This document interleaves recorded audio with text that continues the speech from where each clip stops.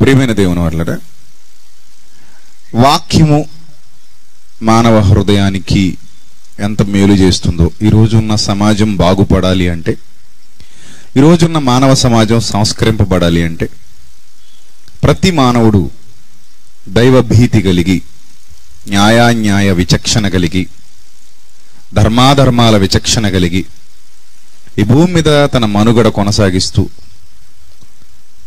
ఈ భూమి అంతటా కూడా శాంతి సౌభ్రాతృత్వాలు వెల్లివిరియాలి అని అంటే ప్రతి ఒక్కడు దేవుని మాటకు లోబడాలి అనేది ఆయన యొక్క అనాది కాల ప్రణాళిక. ఆయన మాటకు లోబడినప్పుడే ఈ సమాజం శాంతిమయంగా ఉంటుంది.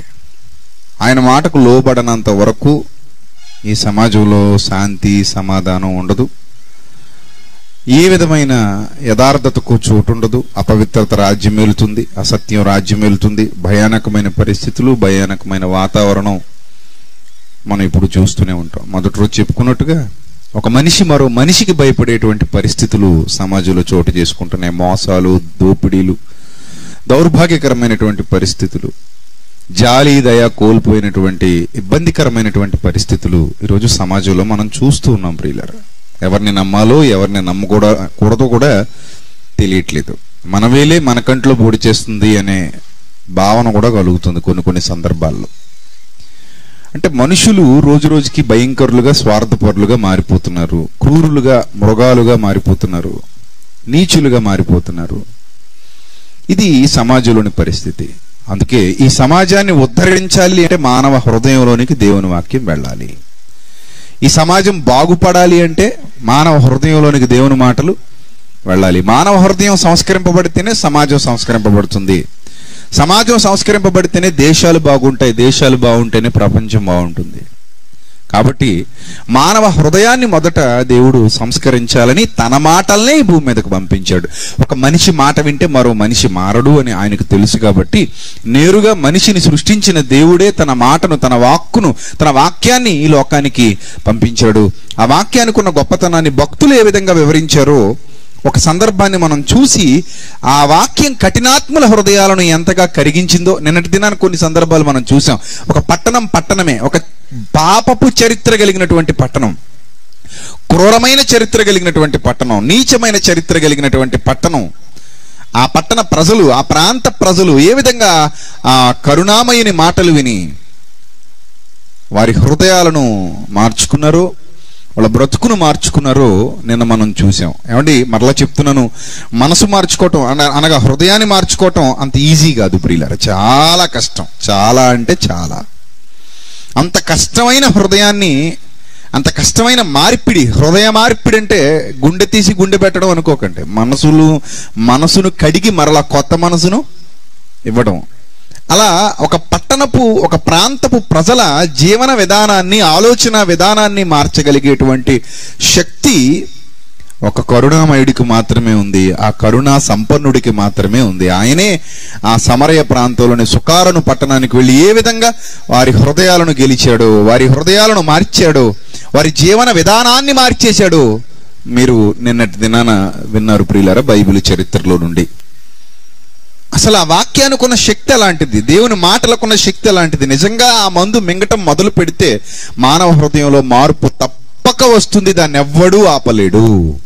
ఒక్కసారి ఆ మాట మనిషి హృదయంలో విత్తబడింది అంటే ఖచ్చితంగా అది ఫలాల్ని తీసుకొస్తుంది, దాన్ని ఎవ్వడూ ఆపలేడు. అంత శక్తి ఆ మాటలకు ఉంది ప్రియులారా. దాని గురించి భక్తులు ఏ విధంగా వర్ణిస్తున్నారో ఒకసారి మనం దైవ గ్రంథంలో నుండి ఆ మాటలు మనం చూడగలిగితే, భక్తుడైన యోహాను పత్రిక రాస్తూ ఏమని పరిచయం చేస్తున్నాడో ఒకసారి మనం చూడగలిగితే, యోహాను గారు రాసినటువంటి మొదటి పత్రిక 1వ అధ్యాయము 1వ వచనాన్ని ఒకసారి చూద్దాం ప్రియారా. యోహాను రాసిన మొదటి పత్రిక 1వ అధ్యాయము 1వ వచనం ఒకసారి చూడాలి. ఏమని పరిచయం చేస్తున్నాడో చూడండి. జీవవాక్యమును గూర్చినది అన్నాడండి. ఏ వాక్యమట? జీవవాక్యము అంటే జీవింపజేసేది, జీవితాన్ని ఇచ్చేది, జీవము. నిన్న కూడా మీరు విన్నారు కదా, నా మాటలు ఆత్మయు జీవమునై ఉన్నవి. జీవము, జీవవాక్యమును గూర్చినది. ఆది నుండి ఏది ఉండెనో, ఆది నుండి ఉందట. నిన్న మనం చదువుకున్న ఆది యందు ఏముండెను? వాక్యం ఉండెను. ఆది నుండి ఏది ఉండెనో, మేమేది వింటిమో, కన్నులారా ఏది చూచితిమో, ఏది నిదానించి కనుగొంటిమో, మా చేతులు దేనిని తాకి చూచెనో అది మీకు తెలియజేయుచున్నాము. ఆ జీవము ప్రత్యక్షమాయెను అన్నాడు. చూడండి, ఆ జీవము ప్రత్యక్షమాయెను. తండ్రి యొద్ద ఉండి మాకు ప్రత్యక్షమైన ఆ నిత్య జీవమును మేము చూచి ఆ జీవమును గూర్చి సాక్ష్యం ఇవ్వడం అంటే ఆ వాక్యాన్ని ప్రకటించడం, దానిని మీకు తెలియపరచుచున్నాము అన్నాడు. ప్రియులారా, ఆ జీవమును గూర్చి సాక్ష్యం ఇచ్చుచు దానిని మీకు ఏం చేస్తున్నాము? తెలియపరుచుచున్నాము. అంటే ఆ వాక్యాన్ని ఒక హృదయంలోనికి పంపించడానికి ఎవరైతే ఆజ్ఞను దేవుని యొద్ద పొందుకొని పనిలో అడుగు పెట్టారో ఆ యోహాను, ఆ భక్తుడు మాట్లాడుతూ ఆ వాక్యానికి ఏ విధమైన ఎక్స్ప్లెనేషన్ ఇస్తున్నాడు, ఆ వాక్యాన్ని గురించి ఏ విధమైనటువంటి ఎక్స్ప్లెనేషన్ ఇస్తున్నాడో మనం చూస్తున్నాం. ప్రియులారా, చాలా లోతైన అర్థాలు, చాలా లోతైన భావాలు అతని నోటి వెంట బయలుదేరుతున్నాయి. చాలా లోతైన అర్థాలు.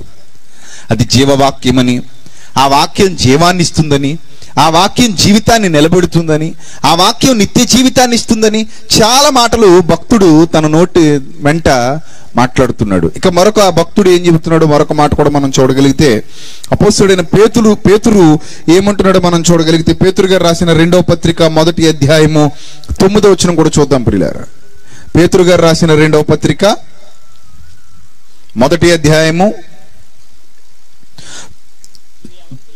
పేతురు గారు రాసిన 2వ పత్రిక 1వ అధ్యాయము 19వ వచనం.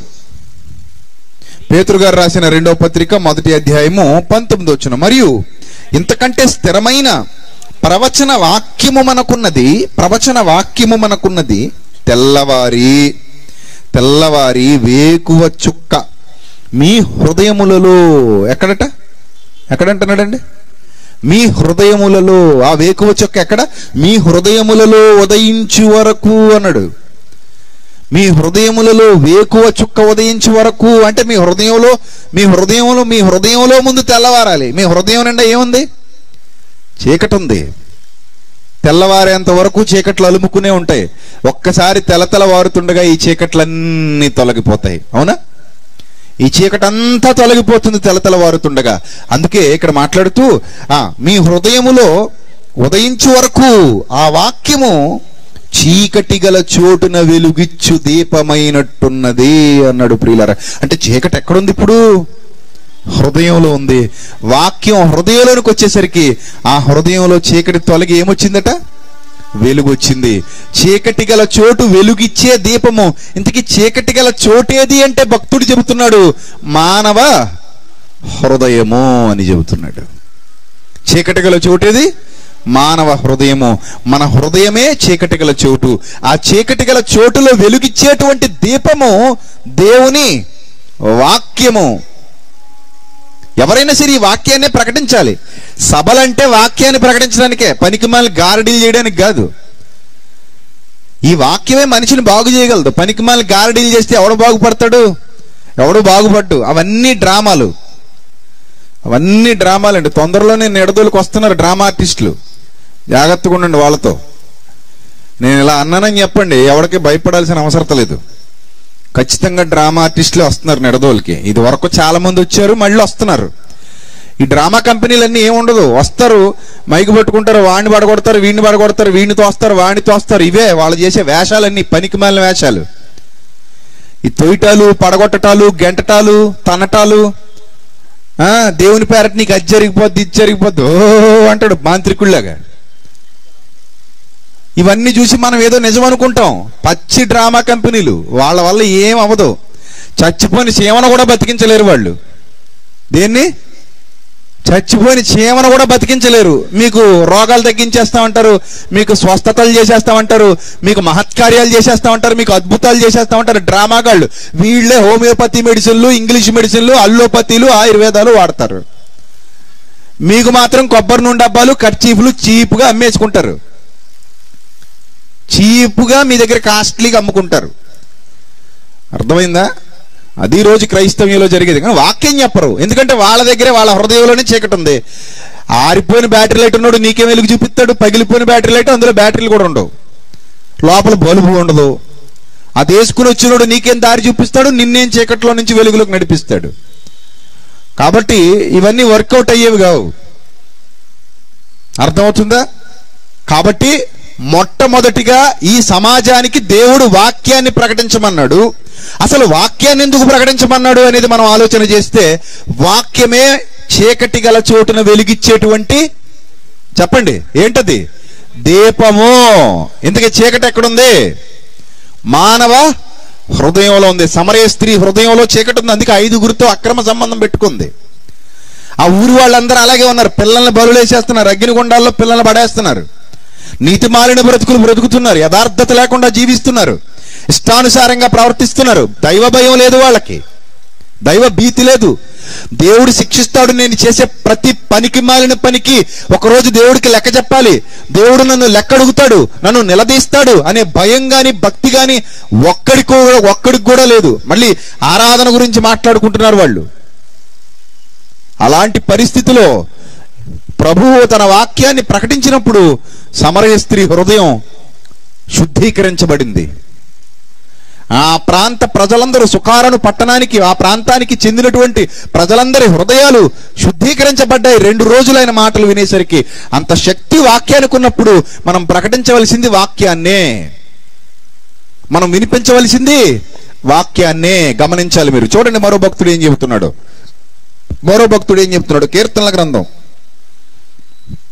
కీర్తనల గ్రంథం 119వ కీర్తన చూడాలి జాగ్రత్తగా. కీర్తనల గ్రంథం 119వ కీర్తన 11వ వచనం కూడా జాగ్రత్తగా చూడాలి. కీర్తనల గ్రంథం 119వ కీర్తన 11వ వచనం. నీ ఎదుట నేను పాపము చేయకుండునట్లు అన్నాడు. నీ ఎదుట నేను పాపము చేయకుండునట్లు. ఈరోజు పాప పంకిలమైపోయిన మానవ హృదయం, హృదయం నుండి ఉండు దానిని బట్టే ఏదైనా జరుగుతుంది. మానవుని క్రియలు, మానవుని చేష్టలు, మానవుని ఆలోచనలు, మానవుని మాటలు సమస్తము దేని మీద ఆధారపడి ఉన్నాయి? మానవుని హృదయం మీదే ఆధారపడి ఉన్నాయి. సో అన్నింటికీ కేంద్రం ఏది? హృదయం. హృదయం అన్నిటికంటే మోసకరమైనది, అది ఘోరమైన వ్యాధి గలది. రైట్? ఈ హృదయమే సమస్త పాపాలకు నిలయమై ఉన్నది. గనుక ఈ హృదయాన్ని శుద్ధీకరించాలంటే ఏ కావాలో భక్తుడు మాట్లాడుతూ అంటున్నాడు, దేవా నీ ఎదుట, ఆకాశమందు ఆసీనుడవైన నీ ఎదుట నేను పాపము చేయకుండునట్లు నా హృదయములో నీ వాక్యము ఉంచుకొని ఉన్నాను అన్నాడు. నా హృదయములో ఏం ఉంచుకొని ఉన్నాను? నీ వాక్యము ఉంచుకొని ఉన్నాను. నీ వాక్యము నా హృదయములో ఉంది గనుక నీ ఎదుట నేను పాపము చేయజాలను, పాపము చేయలేను, పాపానికి నేను ఒడిగట్టలేను.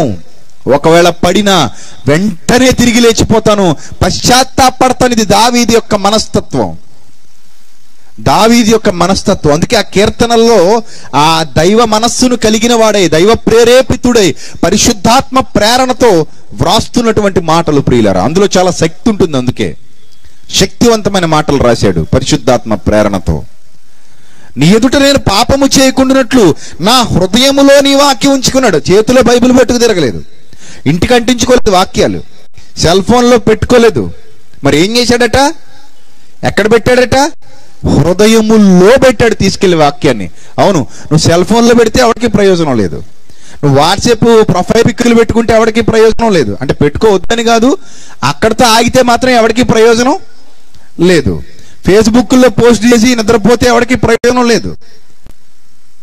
బైబిల్ చేత్తో పట్టు తిరిగి జిప్పేసేసి మళ్ళీ పక్కన పడేస్తుంటే ఎవరికి ప్రయోజనం లేదు. నీ హృదయంలోనికి వాక్యం వెళితేనే మార్పు జరుగుతుంది, మేలు జరుగుతుంది. హృదయంలోనికి వాక్యం వెళ్ళనంత వరకు నీ బ్రతుకులో ఏ మేలు జరగదు, ఏ మేలు జరగదు, ఏ మేలు జరగదు. మర్చిపోవద్దు, నీ హృదయంలోనికి వాక్యం వెళితేనే నీకు మేలు జరుగుతుంది. హృదయంలోనికి వాక్యం వెళ్ళనంత వరకు మేలు జరగదు, నువ్వు పాపాన్ని మానలేవు. భయం రావాలంటే, భక్తి రావాలంటే, యథార్థత రావాలంటే, ఆత్మ సంబంధమైన ఆశీర్వాదాలు, పర సంబంధమైన దైవ దీవెనలు నువ్వు పొందుకోవాలంటే నీ హృదయం నిండా ఏముండాలో తెలుసా? దేవుని మాటలు నిండిపోయి ఉండాలి, దేవుని వాక్యం నిండిపోయి ఉండాలి, దేవుని వాక్యంతో నీ హృదయం నిండిపోవాలి. అప్పుడే నీలో మార్పు వస్తుంది. అంటే ఈ సమాజానికి దేవుని మాటలు ఎంత అవసరమో మీరు ఆలోచించండి ప్రియులారా. ఈ సమాజానికి దేవుని మాటలు చాలా అవసరం ప్రియులారా. ఎంత అవసరం తెలుసా? యేసుక్రీస్తు మాట ఒక మనిషి హృదయాన్ని తాకింది అంటే వాడెంత క్రూరుడైనా సరే, వాడెంత దుర్మార్గుడైనా సరే వాడు మారాల్సిందే. ఇప్పుడు మీకు ఒక చరిత్ర చెబుతాను, ఒక అద్భుతమైన చరిత్ర. పూర్వకాలంలో అంటే యేసుక్రీస్తు ప్రభువు వారి భూమి మీదకి వచ్చేటువంటి సమయానికి ట్యాక్స్ కలెక్టర్లు చాలా మంది విపరీతంగా ప్రజల్ని ఇబ్బంది పెట్టేవారు. ట్యాక్స్ కలెక్టర్ అంటే పన్ను వసూలు చేసేవారు. ప్రారంభ శతాబ్దంలో వీరికి ఉన్నటువంటి డిమాండ్ అంతా ఇంత కాదు, ప్రతిదానికి పన్నే, ప్రతిదానికి పన్నే, వినోదానికి పన్ను. మనకి అంతే కదా. ఇప్పుడు జిఎస్టీ పేరుతో బాగా ఒడుకుతున్నారు, చూశారు? జిఎస్టీ పేరుతో బాగా ఒడుకుతున్నారా? మామూలుగా కాదు. తింటే పన్ను, కొంటే పన్ను, ఉంటే పన్ను, అన్నింటికి పళ్ళు రాలిపోయేంత పన్ను, పన్ను మీద పన్ను, పన్ను మీద పన్ను, పళ్ళు రాలిపోయేంత పన్ను. ₹1,00,000 సంపాదిస్తే 30,000 ప్రభుత్వానికి ఇచ్చేయాలట. మరి ₹1,00,000 గవర్నమెంట్కి ఏమైనా కడితే, మా మందులకి ఏమైనా ఖర్చు పెడితే, దానికి ఏమైనా సమాధానం ఉందా? ఉండదు. పన్నుల మీద పన్నులు ఒక పక్క దోచేస్తూనే మళ్ళీ ఆదాయ పన్ను. ఇంకెక్కడ ఆదాయం ఉంది? నీ ముఖం తినక్కడికి మీరే తినేశారు. హోటల్కి వెళ్తే తినేస్తారు, బట్టలు కొంటే తినేస్తారు, మందులు కొంటే తినేస్తారు, వస్తువులు కొంటే తినేస్తారు. పెట్రోల్ మీద బాదుడు, డీజిల్ మీద బాదుడు, బాదుడు మీద బాదుడు. ఎక్కడ వదిలేశారు? చివరికి పసిపిల్లలలాగే పాల పీకల మీద కూడా పన్ను వేసుకుని బతుకుతున్న దౌర్భాగ్యపు బ్రతుకులు. పన్ను మీద పన్ను, పన్ను మీద పన్ను. ఆ రోజు కూడా ఇదే పన్నులు మామూలు పన్నులు కాదు. ప్రారంభ శతాబ్దంలో తెగ ఒడికేసేవారు ప్రజల దగ్గర పన్నుల రూపంలో, తెగ లాగేసేవారు పన్నుల రూపంలో. ఆ వసూలు చేసేవాళ్ళు ట్యాక్స్ కలెక్టర్స్. ఈ రోజుల్లాగా ఆ రోజుల్లో ప్రజలకి అంత జ్ఞానం కానీ, సమాచార హక్కు చట్టం గురించిన వివరణ కానీ తెలియదండి. ఆ రోజుల్లో అంత టాలెంట్ ఉన్న వాళ్ళు లేరు. కాబట్టి వాళ్ళు ఏ విధంగా అంటే ఆ విధంగా పన్నులు వసూలు చేసేసుకునేవారు. ఈ పన్నులు వసూలు చేసుకునే వాళ్ళని సమాజం చాలా చీప్గా చూసేది, వాళ్ళకి విలువ ఉండేది కాదు. వాళ్ళకి అసలు ఏ విధమైన అర్హత సమాజంలో ఉండేది కాదు. చాలా చీపుగా, చాలా చిరాగ్గా చూసేవారు అనమాట. వాళ్ళు వస్తుంటే, అరే క్రూరుడు వస్తున్నాడు, దుర్మార్గుడు వస్తున్నాడు, పనికిమాలుడు వస్తున్నాడు, వీడి కుటుంబం నాశనం అయిపోను, వీడి పెళ్ళాం పుస్తలు తెగిపోను. అప్పుడప్పుడు అంటుంటారు కదా మన వాళ్ళు. అవే మాటలు ఎవరిని చూస్తే వినిపించేవి? వీడి కాడు ఎలాగా అంటారు, ఇడి కాడు ఎలాగా, ఇడి ఇంట్లో దీపం ఆరిపోను అంటుంటారు కదా, మంచి మంచి మాటలు. ఇవన్నీ ఎవరిని చూసనేవారట? ఎవరిని చూసనేవారు? ట్యాక్స్ కలెక్టర్లను చూసనేవారు. ట్యాక్స్ కలెక్టర్స్ అంటే ఎవరు? పన్నులు వసూలు చేసేవాళ్ళు. పన్నులు వసూలు చేసేవాళ్ళు అంటే ఆ రోజున్న సమాజానికి చాలా భయంకర. వాళ్ళు ఏం చేసేవారంటే, గవర్నమెంట్ కొంత నిర్ణయిస్తే వీళ్ళ దాకా వచ్చేసరికి, ప్రజల దగ్గరికి వెళ్ళేసరికి గవర్నమెంట్ 100 నిర్ణయించింది అనుకోండి, వీడు 150 నొక్కేసేవాడు. గవర్నమెంట్ 200 అనుకోండి, వీడు 300 తీసేసుకునేవాడు. ఆ విధంగా అన్నింటికీ పన్నే. రోమా ప్రభుత్వ కాలంలో రోమా గవర్నమెంట్ వీళ్ళను బానిసలుగా చూసేది కాబట్టి వీళ్ళ దగ్గర బాగా పన్నులు వసూలు చేసేది. బాగా విస్తారంగా వాళ్ళు డబ్బు చెల్లించాలి, పన్ను చెల్లించాలి. అందుకే ఇలాంటి వాళ్ళు ఒకసారి యోహాను గారి దగ్గరికి వచ్చారు. చూడండి, ఇలాంటి వాళ్ళు ఒకసారి యోహాను గారి దగ్గరికి వస్తే యోహాను గారు ఏం మాట్లాడుతున్నారో ఒకసారి మీరు చూడగలిగితే ప్రియులారా, లూకాసు వార్త 3వ అధ్యాయం 12వ వచనం చూడండి. లూకాసు వార్త 3వ అధ్యాయము 12వ వచనం. లూకాసు వార్త 3వ అధ్యాయము 12వ వచనం చూడండి ఏమని రాయబడిందో. సుంకరులు అన్నాడు. సుంకరులు అంటే ఎవరో తెలుసా? Tax collectors. వీళ్ళని ఏమనేవారు? Tax collectors. సుంకరులు. బాప్తిస్మం పొందవచ్చి వాళ్ళు కూడా వచ్చారట. బాప్తిస్మం ఏది ఇస్తున్నాడట, ఎవరో ప్రవక్త వచ్చారట, ఏదో బాప్తిస్మం ఇస్తున్నాడట, మనం కూడా తీసేసుకుందామని వాళ్ళు వచ్చారట. అప్పుడు బోధకుడా మేము ఏం చేయాలని అతను అడుగగా, అప్పుడు యోహాను అన్నాడు, మీకు నిర్ణయింపబడిన దానికంటే ఎక్కువ తీసుకోవద్దు అన్నాడు. ముందు అది చేయండి, సుంకర్లారా, ట్యాక్స్ కలెక్టర్లారా, పన్ను వసూలు చేయవారులారా, ముందు మీకు నిర్ణయింపబడిన దానికంటే ఎక్కువ తీసుకోవద్దు. మీరు నిర్ణయింపబడిన దానికంటే ఎక్కువ తీసుకుంటున్నారు కాబట్టి మీరు నిర్ణయింపబడిన దానికంటే ఎక్కువ తీసుకోవద్దు. అంటే వాళ్ళు ఎక్కువ వసూలు చేసేసేవారు. పేద ప్రజల కడుపులు కొట్టేసి డబ్బులు దోచేసేవారు. పేద ప్రజల జీవితాల మీద పడి డబ్బులు దోచేసేవారు. పనుల మీద పనులు వేసేసి డబ్బులు బాగా దోచేసేవారు. కాబట్టి వాళ్ళ యొక్క జీవితాన్ని గురించి మాట్లాడుతూ ఏమంటున్నాడు చూడండి, మీరు ఎవరిని కూడా బాధ పెట్టొద్దు. సైనికులు కూడా వచ్చారు చూడండి, 14 వచనం. సైనికులు మేమేం చేయాలని అడిగితే అంటున్నాడు అందుకతడు, ఎవరిని బాధ పెట్టకండి, ఎవరి మీద అపనింద వేయకండి, మీ జీతాలతో తృప్తి పొంది ఉండండి. మీ జీతాలు చాలు, లంచాలకు మరక్కండి, ట్యాక్సీల పేరుతో ఎక్కువ దోచేయకండి, అమాయక ప్రజల సొమ్ము తినేయకండి. అది రక్తం, అది పోతాయి మీ కుటుంబాలు ఎందుకు పనికి రాకుండా. అమాయక ప్రజల సొమ్ము దోచుకోకండి, పేదవాడి పొట్ట కొట్టకండి, వాడి కడుపు రగిలేలా చేయకండి, వాడి కంట కన్నీరు రప్పించకండి. ఆ శాపం మీ కుటుంబాన్ని కొట్టేస్తుంది, పోతారు మీరు, జాగ్రత్త. ఎవరిని బాధ పెట్టకండి అని చెప్పాడు. ఎక్కువ దోచేయకండి పన్నుల పేరుతో, కోట్లు మీరు మింగేయకండి పన్నుల పేరుతో దోచేసి అని చెప్పాడు. ఎప్పుడైతే ఈ మాటలు చెప్పాడో సుంకర్లకు షేక్ వచ్చింది. అయినా మారతారా వాళ్ళు? అలవాటు పడిన ప్రయాణం మారుతుందా? బల్ల కింద చెయ్యటానికి అలవాటు పడినోడు మారతాడా? అందుకే వాళ్ళని టీవీలో చూపిస్తూ ఈరోజు పెద్ద తిమింగలం దొరికింది వైజాగ్లో, ఈరోజు పెద్ద తిమింగలం దొరికింది హైదరాబాద్లో, ఈరోజు పెద్ద తిమింగలం రాజమండ్రిలో, ఈరోజు ఇంకా పెద్ద తిమింగలం కాకినాడలో అంటుంటాడు. ఈ తిమింగలాలన్నీ ఎక్కడే? మన మధ్య తిరిగే చేపలే ఇవి. మనల్ని తినేసి తిమింగలాలు అయిపోయాయి. ఒకప్పుడు మనలాంటి చేపలే, మనల్ని తినేసి ఏమైపోయేవి? తిమింగలాలు అయిపోయాయి. తింటారు బాగా. అది ట్యాక్స్ కలెక్టర్స్ అంటే. షెక్కులు, అరషెక్కులు అని పన్ను వసూలు చేయవాళ్ళు వచ్చారు. యేసు ప్రభు దగ్గర కూడా వచ్చి పన్ను కడతావా కట్టవా అని కూర్చున్నారట. పన్ను కడతావా కట్టవా? పేతురు వణుకుపోతున్నాడు, బాబోయ్ పన్ను కట్టేవాళ్ళు వచ్చారు. ఈ మధ్య ఏమో వాళ్ళకి పని చెప్పకుండా నీ కూడా తిరుగుతున్నాను, వీళ్ళకి పన్ను కట్టాలి. ప్రభువా పన్ను ప్రభువా అంటే అప్పుడు ప్రభు అన్నాడు, మనకేంటి నాయన, వెళ్ళి గేలవై, చేప దొరుకుతుంది, అది దాచుకుంది, ఒక సెకులు తెచ్చుకో, అర నీకు అర నాకు, కట్టిపడే ఇడికి పోతాడు. కడితే గాని కదలడాడు. అర్థమవుతుందా? డబ్బుకి పేనానికి లింకు, కడితే గాని కదలడు. సో పన్ను కట్టే పోతాడు. తెచ్చాడు, కట్టాక పోయాడు. అర్థమవుతుందా? పన్ను అంటే మామూలుగా కాదండి, భీకరంగా వసూలు చేసేవారు. భీకరంగా శవాల మీద రూపాయలు ఏరుకుని తినే రకాలన్నమాట వీళ్ళు. అసలు ప్రారంభ శతాబ్దపు చరిత్రను మనం జాగ్రత్తగా ఆలోచన చేయగలిగితే, ఎవడైనా పన్ను కట్టకుండా చచ్చిపోయాడు అనుకోండి, ఆ చచ్చిపోయాడని చెప్పి పన్ను వదిలేవారు కాదు. ఆ వెనకాలన్న భార్యతోనో బిడ్డలతోనో పన్ను కట్టించుకునేవారు. ఎందుకంటే వాడి పన్ను నువ్వే కట్టాలి. అలా కాదండి, వాడు ఈ సంవత్సరంలో చచ్చిపోయాడండి, ఈ సంవత్సరంలో చచ్చిపోయినా ఈ సంవత్సరంలో ఒక 6 నెలలైనా బతికాడు కదా,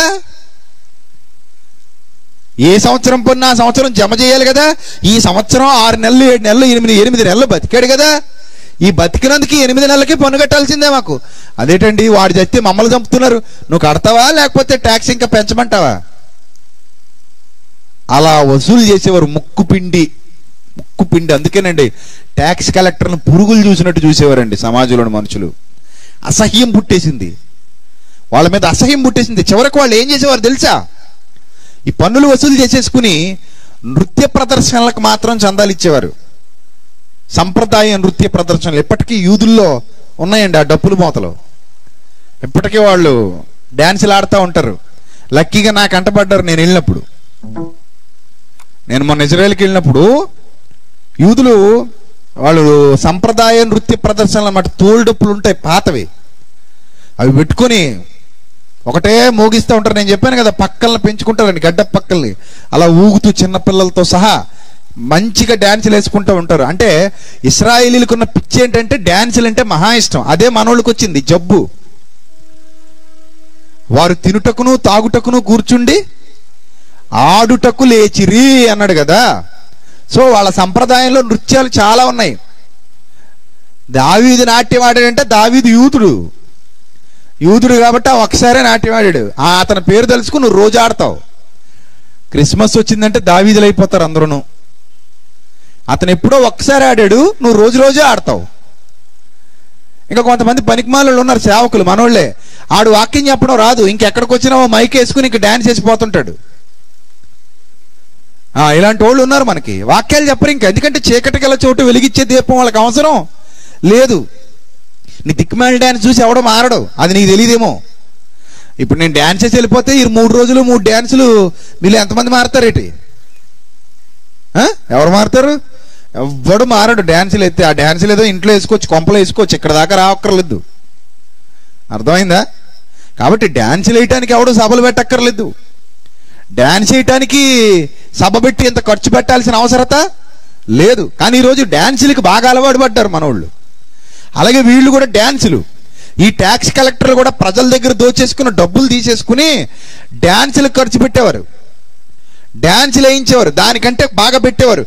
పేదోడు ఆకలితో అలమటించిపోతున్నాను బాబు, ఒక పూట అన్నం పెట్టండి బాబు అంటే మాత్రం అస్సలు పెట్టరు. పేదోడికి అన్నం పెట్టాలంటే నొప్పి. పేదోడికి అన్నం పెట్టాలంటే నొప్పి అండి.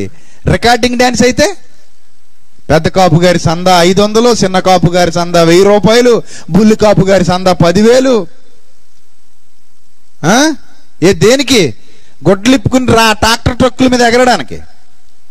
మరి పేదోడు మన ఊళ్ళో ఒకటి చచ్చిపోతున్నాడండి, బాబు గారు, కాపు గారు, పెద్ద కాపు గారు చచ్చిపోతున్నాడు మనోడు ఒకడు ఊర్లో, ఏదైనా కొంచెం పెట్టండి బాబు వాడికంటే రూపాయి కూడా ఎతపం.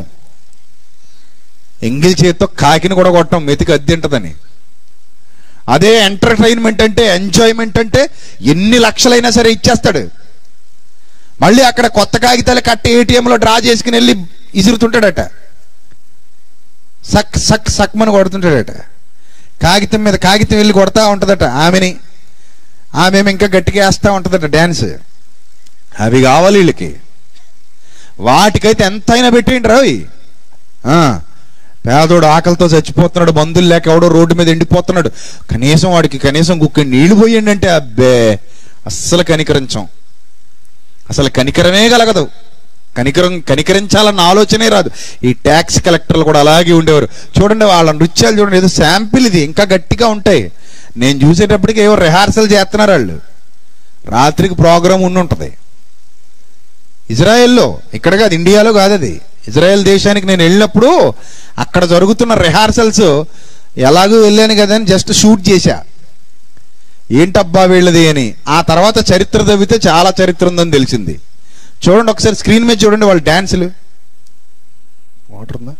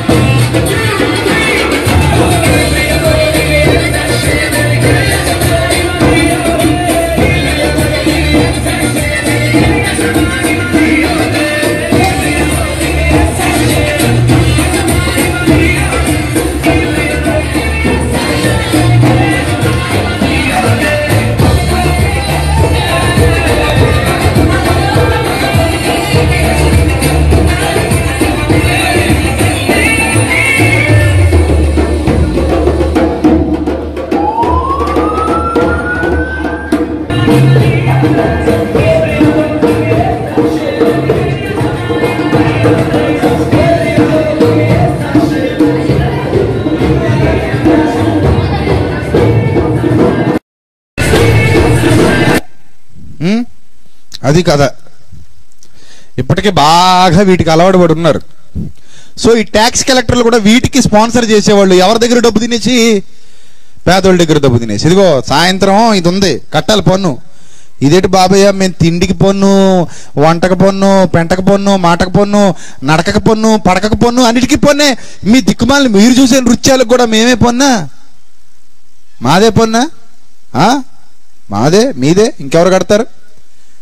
ఈరోజు జరిగే కార్యకలాపాలన్నిటికీ పెట్టుబడి ఎవరిదండి? మందేనండి. ఉప్పు కొంటే పన్ను, పప్పు కొంటే పన్ను, పన్ను ఊడిపోతే మళ్ళీ వైద్యం చేయించుకుంటే దానికి పన్ను, పన్ను కట్టించుకుంటే పన్ను, పప్పులో రాయొచ్చి పన్ను ఊడిపోతే మళ్ళీ దాన్ని కట్టించుకోవడానికి మళ్ళీ పన్ను, తీయించుకోవడానికి పన్ను, వేయించుకోవడానికి పన్ను. ఏది ఈ పన్ను? అన్ని పన్నులకి పన్నే. పైపుకు పన్ను, ట్యాపుకు పన్ను, ఎక్కడికైనా వెళ్తే పన్ను, ఎక్కడి నుంచి అయినా వస్తే పన్ను, అన్నింటికి పన్నే కదండి. అలాగే వాళ్ళకి పన్ను. ఇదిగో నృత్యానికి పన్ను, వినోదపు పన్ను, వినోదపు పన్ను. బాబు మాకు డ్యాన్స్ వద్దు, మేము చూడకపోయినా కట్టాలి, అయినా తప్పదు. మేము చూస్తున్నాం కదా, నేను చూడండి, చూడకపోతే కట్టు ఎంత చచ్చినట్టు. ఈ విధంగా వాళ్ళు భయంకరులుగా పిండి వసూలు చేసేసేవారు ట్యాక్స్ కలెక్టర్స్. అప్పుడే నక్సలిజం పుట్టింది, మావోయిజం పుట్టింది. మీరు అనుకోవచ్చు, నక్సలైట్లు ఇప్పుడున్నారు కదా, మావోయిస్టులు ఇప్పుడున్నారు కదా, అప్పుడు కూడా ఉండేవారా? ఎస్, 2000 సంవత్సరాల క్రిందట కూడా నక్సలిజం ఉండేది, మావోయిజం ఉండేది. అసలు ఆ ఇజం ఎందుకు వచ్చింది అంటే తిరుగుబాటు. ఎందుకు వచ్చింది తెలుసా? ప్రభుత్వాల మీద తిరుగుబాటు. ప్రజలు పన్నులు కట్టలేక, ప్రభుత్వాలను నిలదీయలేక, ప్రభుత్వాలను ఎదిరించలేక. ఇప్పట్లా ప్రజాస్వామ్య ప్రభుత్వాలు కాదప్పుడు, రాజరిక ప్రభుత్వాలు. ప్రజాస్వామ్య ప్రభుత్వాల మీద వ్యతిరేకత వచ్చేస్తుంది మన వాళ్ళకి. 5 ఏళ్ళు భరించలేకపోతున్నారు సరిగ్గా ఒక పార్టీని. 5 ఏళ్ళు భరించలేక ఏదో ఒక విధంగా వాళ్ళ మీద అసమ్మతి రగిలిపోతుంది కింద నుంచి. ఆ రోజుల్లో కూడా రాజరికపు పరిపాలనలో కూడా పన్నులు కట్టలేక, పాలనా విధానం నచ్చక తిరుగుబాటుదారులు బయటకు వచ్చేవారు. అంతెందుకు, బ్రిటిష్ పరిపాలనా కాలంలో బ్రిటిష్ పరిపాలన నచ్చక కదా ఒక అల్లూరి సీతారామరాజు తిరుగుబాటు మొదలెట్టాడు. నా దేశం నా సొత్తు, క్విట్ ఇండియా అనే ఉద్యమం ప్రారంభమైందంటే మా దేశాన్ని వదిలి వెళ్ళిపోండి. భగత్ సింగ్ తోటా పట్టుకుని తోటాలకు ఎదురెళ్ళి పోరాటం చేసి చచ్చిపోయాడంటే దీన్ని ఏమంటారు? తిరుగుబాటు ఎందుకు వచ్చింది? పాలన నచ్చకపోవటం వల్ల. ప్రారంభ శతాబ్దంలో కూడా రోమీల పరిపాలన నచ్చలేదండి జనానికి. నచ్చకపోయేసరికి సామాన్య ప్రజలు ఏం చేయలేకపోయేవారు. కానీ ఎవడో ఒకళ్ళు లేచేవాడు, కొంతమందిని వెంటేసుకునేవాడు, పోరాటం మొదలెడదాం అనుకునేవాడు. కానీ ఇనుప పాదాలతో అనగదొక్కేసేవారు. మేము ట్యాక్సీలు కట్టలేకపోతున్నాం, మేము దీని మీద పోరాటం చేస్తాం, ఉద్యమాలు చేస్తాం, ఇనుప పాదాలతో తొక్కేస్తారు. ఎందుకంటే అధికారం వాళ్ళది, రాజులు అధికారంలో ఉన్నారు. రోమా ప్రభుత్వం అంటే మామూలుది కాదు, అది భయంకరమైన, అత్యంత క్రూరమైన ప్రభుత్వంగా చరిత్రలో మిగిలిపోయింది. అత్యంత క్రూరులుగా చరిత్రలో కనబడుతున్నటువంటి ప్రభుత్వమే రోమన్ ఎంపైరిజం. చాలా భయంకరమైన, కఠినమైన ప్రభుత్వం అది. కఠినులు, జాలి దయ ఏవీ లేదు. సిలువ శిక్ష ఎక్కువ అమల్లో ఉన్నది రోమా ప్రభుత్వ కాలంలోనే. సిలువ మీద చంపేయడం అంటే మామూలు బాధ కాదండి అది. యేసు ప్రభు వారినే చాలా మందిని చంపేశారు సిలువ మీద, చాలా మందిని చంపేశారు సిలువ మీద. అలాగే ఆయన కూడా సిలువ శిక్ష విధించారు. ఇప్పుడు ఉరితేత అనేసరికి మన ఇండియాలో చాలా మందిని ఉరి తీశారు కదా. యావజ్జీవ కారాగార శిక్ష అనేసరికి చాలా మందికి యావజ్జీవ కారాగార శిక్ష వేశారు కదా. అలాగే సిలువ శిక్ష అనేసరికి చాలా మందికి విధించేవారు ప్రారంభ శతాబ్దంలో. అది రోమా ప్రభుత్వ కాలంలో. అందులో యేసుక్రీస్తు ఒకడు అంతే. యేసుక్రీస్తుకు కూడా ఏమేశారు? సిలువ శిక్ష వేశారు. అంతెందుకు, ఆయన పక్కన 2 దొంగలను వేశారు, తెలుసు కదా మీకు. ఆయనతో పాటు 2 దొంగలను కూడా ఏం చేశారు? సిలువ వేశారు. ఈ విధంగా సిలువ శిక్ష అనేది చాలా క్రూరమైనది, కఠినమైన ప్రభుత్వం అండి. రెప్పపాదంతో తొక్కేసేవారు. చూడండి ఎంతమంది తిరుగుబాటు చేసి తొక్కివేయబడ్డారో. దైవ గ్రంథంలో కూడా కొంత ఇన్ఫర్మేషన్ ఇచ్చాడు. అపోస్తలుల కార్యాలు 5వ అధ్యాయము, అపోస్తలుల కార్యాలు 5వ అధ్యాయము 35వ వచనం. అపోస్తలుల కార్యాలు 5వ అధ్యాయము 35వ వచనం చూడాలి జాగ్రత్తగా. ఇశ్రాయేలీయులారా, ఈ మనుషుల విషయమే మీరేమి చేయబోచున్నారో జాగ్రత్త సుమండి. ఈ దినములకు మునుపు అంటే కొన్నాళ్ళ క్రిందట దూదా, పేరేం పేరట తన పేరు? విప్లవకారుడి పేరు దూత, తిరుగుబాటు చేసినవాడు. రోమా ప్రభుత్వ పరిపాలన నచ్చక, వాళ్ళు విధిస్తున్న ట్యాక్సులు నచ్చక, ఈ ట్యాక్స్ కలెక్టర్లు చేస్తున్న ఆగడాలు నచ్చక, వాళ్ళు ప్రజల్ని పీల్చి పిప్పి చేస్తుంటే, ప్రజల దగ్గర దోచేసుకుంటుంటే, ఆ దోపిడీ విధానం నచ్చక దూత అనేవాడు లేచాడు. ఒక నక్సలైట్గా మారాడు, ఒక మావోయిస్ట్గా మారాడు. ప్రభుత్వం మీద తిరుగుబాటు చేయటానికి తిరుగుబాటుదారుడిగా మారాడు. దూత లేచి తానొక గొప్పవాడనని చెప్పుకొనెను. తానొక గొప్పవాడని, విప్లవకారుణ్ణని చెప్పుకున్నాడు.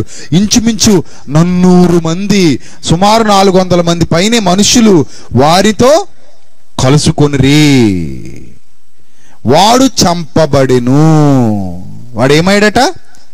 చంపబడెను. రోమా ప్రభుత్వం ఏం చేసింది? వాడిని చంపేసింది. వాడిని చంపగానే వానికి లోబడిన వారందరూ చెదిరి ఏమైపోయారట? వ్యర్థులైపోయారు. ఆ కాలంలో తిరుగుబాటుని అణిచేశారు. మన ఇండియన్స్ కూడా చాలాసార్లు తిరుగుబాటు చేస్తుంటే ఆ తిరుగుబాటుని బ్రిటిష్ గవర్నమెంట్ అణిచేసిందండి. జలియన్ వాలాబాగ్ ఘటన మీ అందరికీ తెలుసు. ఎంతో మందిని భయంకరంగా చంపేశాడు. ఒక జనరల్ భయంకరంగా చంపేశాడు. ఇది అణిచివేత, తిరుగుబాటును అణిచివేయడం అనమాట. సో ఈ దూదా తిరుగుబాటును కూడా ఏం చేశారు? అణిచేశారు. అసలు ఎందుకు వచ్చింది తిరుగుబాటు? రోమా ప్రభుత్వ పరిపాలన ట్యాక్సులు కట్టలేక, ఈ ట్యాక్స్ కలెక్టర్ల ఆగడాలు భరించలేక, అమ్మో ఇంతంత ట్యాక్సులు అంటే మేము కట్టలేము అని వాళ్ళు తిరుగుబాటు చేశారు రోమా ప్రభుత్వం మీద. ఆ కాలంలో సుమారు 2000 సంవత్సరాల క్రిందట. తర్వాత చూడండి 37వ వచనం. వానికి తరువాత జనసంఖ్య దినములలో గలిలయుడైన యూదాను ఒకడు వచ్చి ప్రజలను తనతో కూడా తిరుగుబాటు చేయ ప్రేరేపించెను. ప్రజలను తనతో కూడా తిరుగుబాటు చేయడానికి ఏం చేశాడట? ప్రేరేపించాడు. వాడు కూడా నశించెను అంటే చంపేశారు. వాడిని కూడా చంపేశారు. వాడొక తిరుగుబాటుదారుడు, నక్సలైట్గా మారాడు, ఒక మావోయిస్ట్గా మారాడు. అర్థమైందా? వాడిని కూడా ఏం చేశారు? చంపేశారు, నశించెను.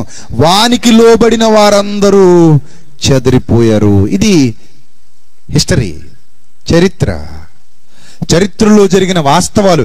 ఎందుకు రోమా ప్రభుత్వం మీద వీళ్ళు తిరుగుబాటు చేశారు? ఎందుకు వీళ్ళు నక్సలైట్లుగా మారారు? ఎందుకు వీళ్ళు మావోయిస్టులుగా మారారు?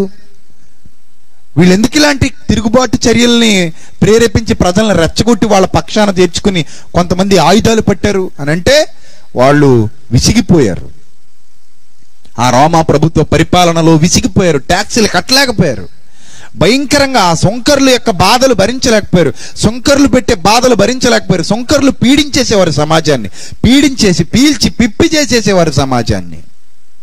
కానీ ప్రియులరా, యేసుక్రీస్తు ప్రభువారు ఈ రోమా ప్రభుత్వ కాలంలో భూమి మీద అడుగుపెట్టి సమాజం మధ్యలో సంచారం చేస్తున్నప్పుడు ఒక సొంకరిని మొదట శిష్యుడిగా చేసేసుకున్నారండి. అర్థమవుతుందా? యేసు ప్రభు వారి శిష్యులలో ఒక శిష్యుడు ఎవరో తెలుసా? ఎవరు? సొంకరి. అతని పేరు మత్తయ్య. అతను ఎవరండి? మత్తయ్య ఎవరు? సొంకరి. సొంకరి అంటే ఎవడో తెలుసా? ట్యాక్స్ కలెక్టర్, క్రూరుడు. ఎప్పటి వరకు నేను చెప్పాను కదా చరిత్ర. క్రూరుడు, భయంకరుడు.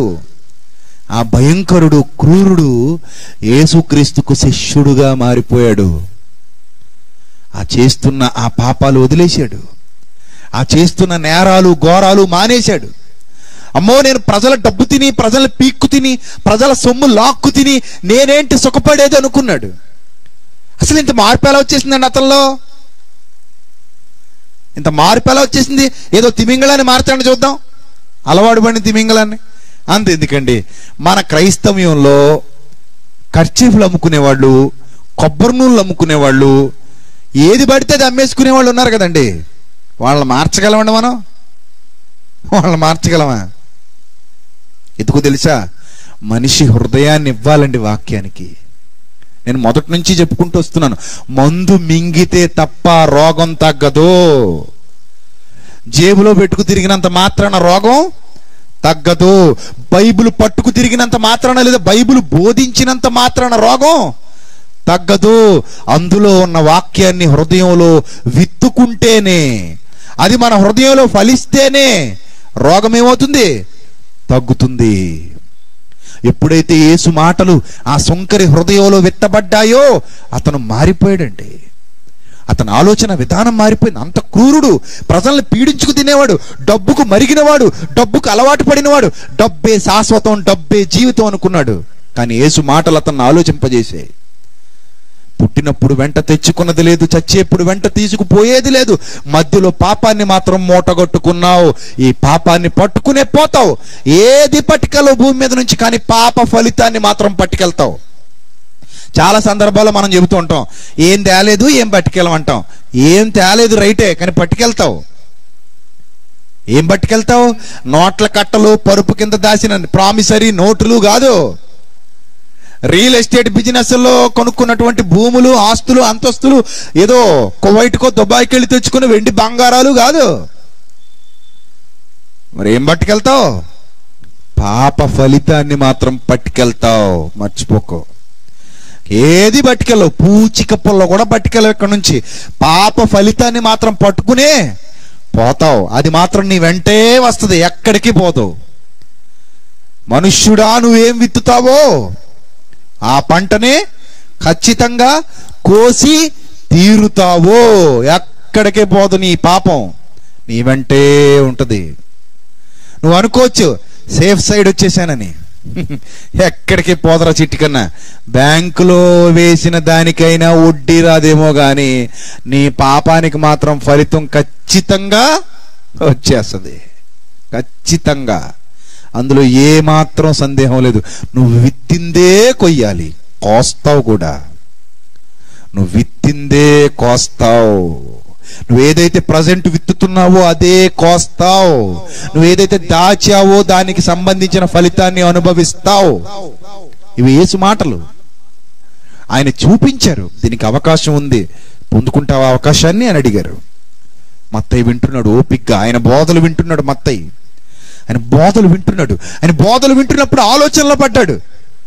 నిజమే, ఎన్నో కుటుంబాలని పాడు చేశాను, ఎన్నో కుటుంబాలని నాశనం చేశాను, ఎన్నో కుటుంబాలని తప్పుదారి పట్టించాను, ఒక్కల మార్గం పట్టించాను అని ఆలోచన చేసి నన్ను వెంబడించు అనగానే తన పాత బ్రతుకును విడిచిపెట్టాడు, వెంబడించాడు. తన బ్రతుకును మార్చుకున్నాడు. ప్రియులారా, తన బ్రతుకును మార్చుకున్నాడు. మరొక సుంకరున్నాడు, ట్యాక్స్ కలెక్టర్స్. చాలా మంది మారిపోయారు యేసు ప్రభు వారి మాటలకి. ట్యాక్స్ కలెక్టర్స్, ఈ క్రూరులు చాలా మంది తమ జీవితాన్ని సరిదిద్దుకున్నారు. మరొక ట్యాక్స్ కలెక్టర్ మీరు చూడగలిగితే లూకాసు వార్త 19వ అధ్యాయం 1వ వచనం. లూకాసు వార్త 19వ అధ్యాయం 1వ వచనం. ఆయన సంచరించుచు ఎరికో పట్టణంలో ప్రవేశించి దాని గుండా పోవుచుండేది. ఇదిగో సొంకపు గుత్తదారుడు. సొంకపు గుత్తదారుడట. సొంకపు గుత్తదారుడు అంటే అర్థం ఏంటి తెలుసా? సొంకర్లందరికీ అధికారి. సొంకపు గుత్తదారుడు అంటే ఇతని దగ్గర చాలా మంది వర్కర్స్ ఉంటారు. గుత్తకు తీసేసుకున్నాడు అంటే పాట పాడుకున్నాడు అనమాట. పాట పాడుకున్నాడు అంటారు కదా, ఆశీల్ పాట అని అప్పుడప్పుడు మనకు రోడ్డు మీద కనపడుతుంటారు, చూసారా? ఆశీల్ పాట. ప్రవక్తట. ఆయన గురించి చాలా విన్నాను నేను కూడా ఒకసారి చూద్దాం అనుకున్నాడు. సెలబ్రిటీ మాల్ చూడడానికి వచ్చాడు, అంతేగాని యేసు మీద ప్రేమతో వచ్చి రాలేదు. మీ వీధిలో పవన్ కళ్యాణ్ గారి యాత్ర అన్నారనుకోండి, ఆల్రెడీ ఎక్కడో మొదలైంది, పేపర్లో చూశాను. పవన్ కళ్యాణ్ మన వీధిలోంచి వెళ్తున్నాడు అంటే గరిట వదిలేసి మరీ బయటకు వచ్చేస్తావు, అంతేనా? చూడగానే మాటలో మాట వచ్చేది, హల్లెలూయా అన్న అంటావు అతను చూసి. ఎందుకంటే అలవాటు అయిపోయిన ప్రయాణం కదా మనకి. తుమ్మినా హల్లెలూయా, దగ్గినా హల్లెలూయా, ఏం చేసినా హల్లెలూయా. అలాగే వచ్చి మనకి భావాలు తెలియవు కానీ పదాలు మాత్రం ఏం వాడుకలోకి వచ్చేస్తుంటాయి. అర్థమవుతుందా? సో పవన్ కళ్యాణ్ మన వీధిలో వెళ్తున్నాడంటే పరిగెత్తుకు వచ్చేస్తారు కదా చూసేయడానికి, అంత పిచ్చి. ఇంకొకడు ఎవడో వస్తున్నాడంటే వాణ్ణి చూడడానికి వచ్చేస్తారు బయటికి. అలాగే సెలబ్రిటీ అనేసరికి అదో రకమైన పిచ్చి.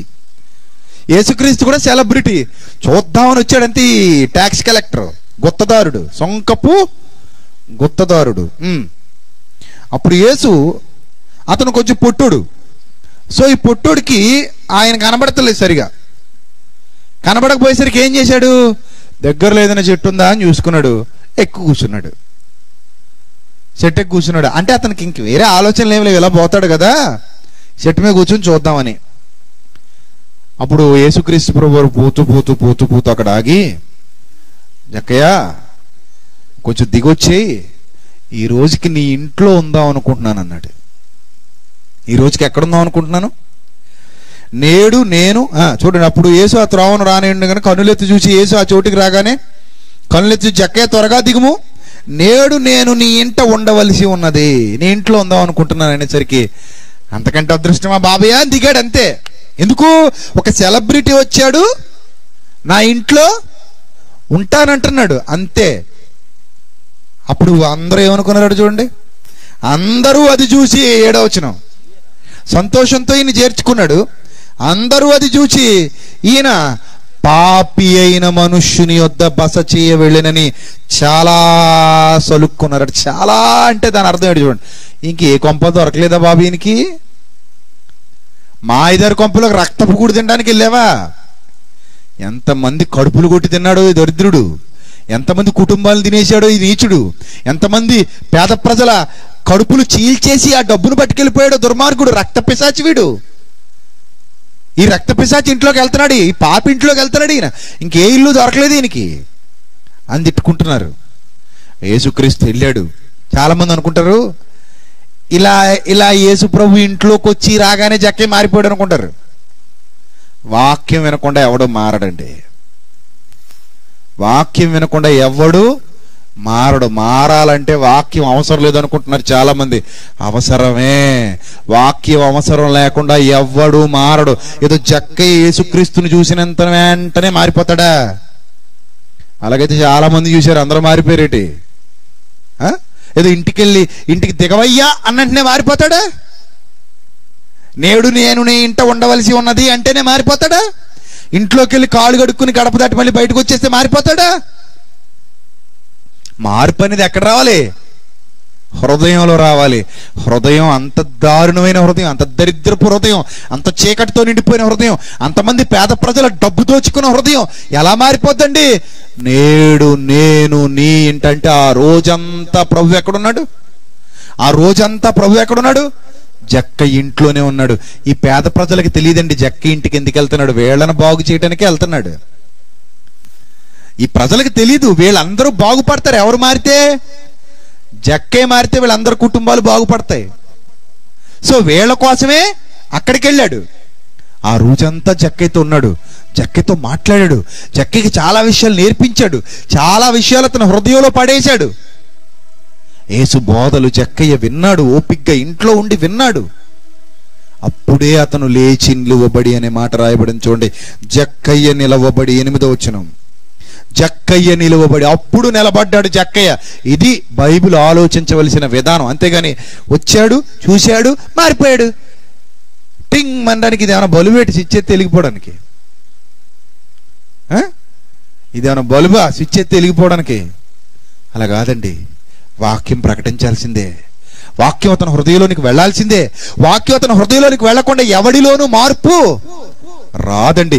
జక్కయ్య లాంటి క్రూరుడు, మత్తి లాంటి క్రూరులు ఎంతో మంది ట్యాక్స్ కలెక్టర్లు మారిపోయారండి. ఎంతో మంది ట్యాక్స్ కలెక్టర్లు ప్రభు బోధలు విని ఆశ్చర్యపడి ఆయన బోధ విని మనసు మార్చుకున్నారు. ఆ హృదయంలో వాక్యం ఎత్తబడింది. అప్పుడు అసలు ఆ మార్పు చూడండి ఏమంటున్నాడు 8వ వచనం. ఇదిగో ప్రభువా, నీ బోధ విన్న తర్వాత నా జీవితం మీద నాకే అసహ్యం పుట్టింది ప్రభువా. నా ఆస్తిలో సగం పేదలకు ఇచ్చేస్తాను. నా ఆస్తిలో సగం. నేను అవని యొద్దనైనను అన్యాయముగా దేనినైనను తీసుకుని ఎడల అతనికి 4 గంటలు మరలా చెల్లించునని ప్రభువుతో చెప్పాను.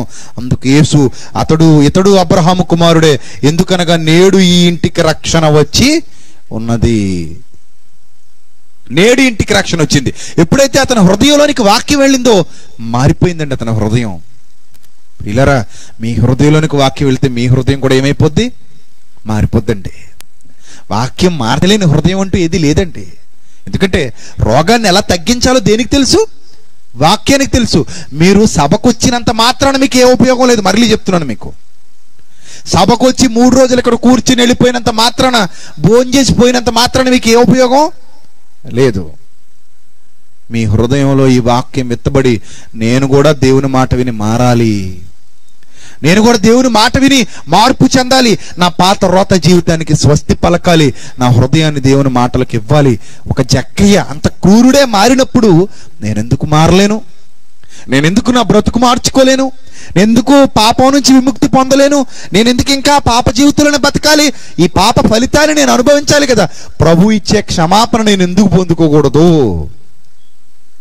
ప్రభు అనుగ్రహించే క్షమాపణ నేను పొందుకోవాలి అనే భావాలు నీకొస్తే యేసు మాట నిన్ను తప్పక మార్చగలిగే శక్తి గలది. దేవుని వాక్యానుకున్న శక్తి అంత ప్రభావవంతమైనది. దేవుని వాక్యానికి చాలా శక్తి ఉంది. లేకపోతే ట్యాక్స్ కలెక్టర్లు మారడం ఏంటండి? వాళ్ళ బాధలు తట్టుకోలేక కదా నక్సలైట్లు తయారయ్యారు, తిరుగుబాటుదారులు తయారయ్యారు. వాళ్ళ దోపిడీ వ్యవస్థను అరికట్టడానికే తిరుగుబాటు మొదలైంది. అలాంటి వాళ్ళనే తన మాటలతో మార్చగలిగే శక్తిమంతుడు యేసుక్రీస్తు ప్రభువు. అలాంటి వాళ్ళనే ఆలోచింపజేసిన శక్తిమంతుడు యేసుక్రీస్తు ప్రభువు. అలాంటి వాళ్ళనే తన మాటలతో ప్రభావితం చేసిన శక్తిమంతుడు యేసుక్రీస్తు ప్రభు. చరిత్ర ఆలోచిస్తుంటే ఈ వాస్తవాలు మనకు అర్థమవుతున్నాయి. ప్రియులరా, ఇది రోజు సమాజానికి తెలియకుండా పోయిందండి. దేవుని వాక్యానికి ఉన్న శక్తి ఎంత గొప్పదో, దేవుని మాటలకున్న ఔన్నత్యం ఎంత గొప్పదో, దేవుని మాటలకున్న ప్రభావం ఎంత గొప్పదో, ఆ మాటలు ఒక్క మనిషి హృదయాన్ని తాకితే ఏం జరగబోతుందో ఈ సమాజానికి తెలియదండి. అందుకే కొంతమంది మూర్ఖులు తెలంగాణలో ఏం చేశారు తెలుసా? ఈ వారంలో కొంతమంది మూర్ఖులు తెలంగాణలో ఎవరో కొత్త నిబంధన గ్రంథాలు పంచుతున్నారు. చదివితే మారతారని పంచుతారు. మిమ్మల్ని మతం మార్చేయడానికి కాదు. ఏ దౌర్భాగ్యులారా మిమ్మల్ని మతం మార్చితే వాళ్ళకేం వస్తుంది? ఇప్పుడు ఈ మతంలో ఉండి ఏం ఉద్ధరించారని ఇంకో మతంలోకి వెళ్ళి ఉద్ధరించడానికి మీరు, ఈ మతంలో ఉండి ఏం ఉద్ధరిస్తున్నారని మీరు ఇంకో మతంలోకి వెళ్ళి ఉద్ధరించడానికి, ఈ మతంలో ఉండి దౌర్భాగ్య బతుకులే బతుకుతున్నారు కదా. జాలుందా ఒక్కడికైనా? దయ ఉందా ఒక్కడికైనా? కరుణ ఉందా ఒక్కడికైనా? ప్రేమ ఉందా ఒక్కడికైనా? సాటి మనిషిని నన్ను వలే నా పొరుగు వారిని ప్రేమించబడిన తత్వం ఉందా ఒక్కడికైనా? లేదు. నీ మతోడైతే అన్నం పెడతావు, నీ మతోడు కాకపోతే కన్నం కొడతావు. అది నీకున్న స్వభావం. శత్రువును ప్రేమించగలవా నువ్వు? శత్రువుకు అన్నం పెట్టగలవా నువ్వు? శత్రువు వైపు జాలితో దయతో చూడగలవా నువ్వు? ఏమి నేర్పింది నీ మతం నీకు? అలాని క్రైస్తవులు అని చెప్పుకుంటున్న వాళ్ళు బాగున్నారంటే క్రైస్తవ మతం కూడా ఒకటి తయారైంది. వాస్తవానికి క్రీస్తు మార్గం, క్రైస్తవ మార్గం వేరు. మొన్ననే చెప్పా ఆదూరులో, క్రైస్తవ మార్గం వేరు, క్రైస్తవ మతం వేరు. రెండు ఒకటి కాదు. ఈ నూనె డబ్బాగాళ్ళు, కర్చీఫ్ గాళ్ళు, వెనక్కు తోసేసేవాళ్ళు, దెయ్యాలను వదలు కొట్టేస్తారు రండి బాబు అనేవాళ్ళు, వీళ్ళే పెద్ద దెయ్యంగాళ్ళు. వీళ్ళందరూ మతానికి చెందిన వాళ్ళే, డబ్బులు బాబాలు. మార్గం అనేది హృదయంలో వాక్యాన్ని విత్తేది, ఒక మనిషిని క్రీస్తుకు దగ్గర చేసేది, క్రీస్తు స్వరూపంలోనికి నడిపించేది. ఇవేవి లేకపోతే అది మతమే. ప్రియులారా, మీరు గమనించండి జాగ్రత్తగా. ఈ మతం మనిషిని మార్చలేదు. మత పిచ్చి పట్టినోడు సమాజాన్ని ఉద్ధరించలేడు. మత పిచ్చి పట్టినోడు మానవత్వాన్ని వదిలేస్తాడు. అందుకే మనుషుల్ని చంపుతాడు. వాళ్ళు మతాలు మార్చాలని మీ దగ్గరికి ఆ బైబిల్ తీసుకురాలేదు. ఇష్టమైతే చదవండి, అందులో ఉన్న జ్ఞానాన్ని సంపాదించుకోండి, ఆలోచించండి. కొత్త నిబంధన గ్రంథాలు పంచుతున్నాం, తీసుకోండి, కావాలంటే తీసుకుని ఆలోచించండి, అందులో ఏముందో చదవండి.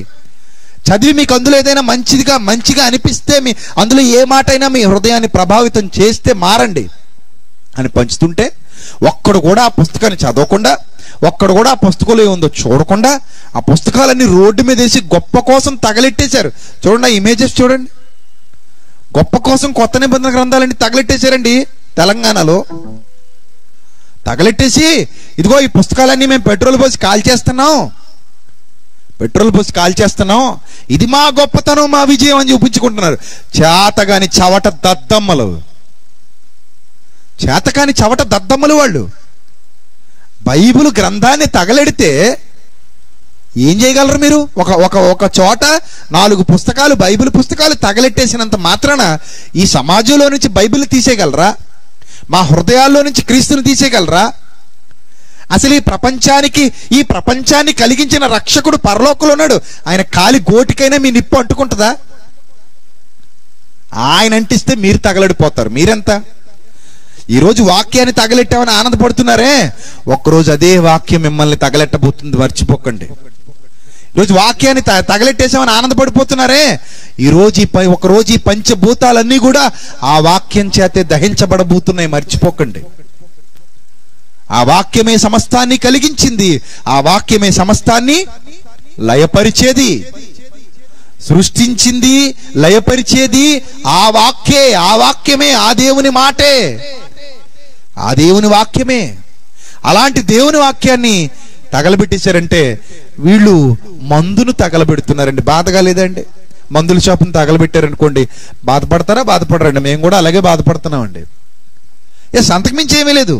మీరు బైబిల్ తగలెట్టినందుకు మీ మీద ద్వేషం కానీ కోపం కానీ ఏం లేదు. అరే ఎందుకురా స్వచ్ఛమైన మందులను ఎందుకురా తగలబెట్టేస్తున్నారు? బీపీ టాబ్లెట్లు ఎందుకు తగలబెట్టేశారు? షుగర్ టాబ్లెట్లు ఎందుకు తగలబెట్టారు? ఫ్రీగా మందులు పంచుతుంటే ఎందుకు తగలబెడుతున్నారు? మీరు బాధపడతామా? ఫ్రీగా పంచే మందులు తగలబెడితే బాధపడతామా? అలాగే బైబిల్ తగలబెట్టిన ఆత్మ సంబంధి అలాగే బాధపడతాడు. ఫ్రీగా పంచే మందును తగలబెడితే ఎలా బాధపడతామో, బైబిల్ని తగలబెట్టినా కూడా ఒక ఆత్మ సంబంధి అలాగే బాధపడతాడు. ప్రియులారా, బైబిల్ని తగలబెడితే ఏమొస్తుందండి? ఏం రాదు. నువ్వు తగలబెట్టావు, ఇంకో మతానికి చెందినవాడు ఏం చేస్తాడు? నీ గ్రంథాలు తగలబెడతాడు. ఏదో 4 గ్రంథాలు, నీ గ్రంథాలు తెచ్చి తగలబెడుతున్నా కష్టమా? వాడు తగలబెడతాడు. ఇలా ఒకళ్ళు తగలబెట్టుకుంటూ మిమ్మల్ని మీరు తగలబెట్టుకుంటే చివరికి ఇదేనా మీరు సాధించేది? ఇదేనా ప్రేమతత్వం? ఇదేనా మనిషిలో రావాల్సిన మార్పు? ఇదా దేవుడు కోరుకుంటున్న నీతి? ఇదా మన సంస్కృతి? ఇదా మన సంప్రదాయం? ఎట్టుపోతుందండి ఈ సమాజం. చూడండి ప్రియులారా, వాళ్ళు ఎంత ఆనందంగా ఆ బైబిల్ గ్రంథాలని తగలబెట్టారో, వాళ్ళు ఎంత దారుణమైన పరిస్థితిలో వాళ్ళు అలా చేశారో ఆ వీడియో కూడా చూడండి.